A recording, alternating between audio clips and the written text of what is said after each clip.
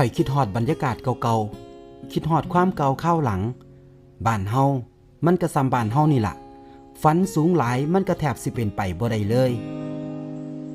เป็นไทบ้านอยู่ง่ายกินง่ายบ่เดือดร้อนไผแบบนี้ล่ะหอดยามเฮ็ดนา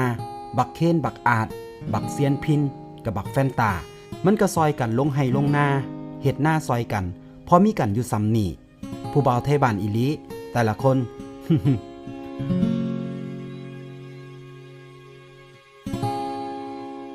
คนหนุ่มคนสาวไปหาเหตุงานผู้เฒ่าผู้แก่ก็เลี้ยงหลานอยู่บ้าน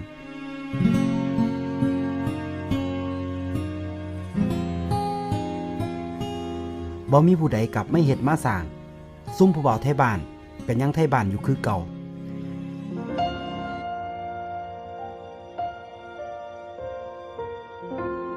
แม่นอีหยังต่างๆมันสิเปลี่ยนไป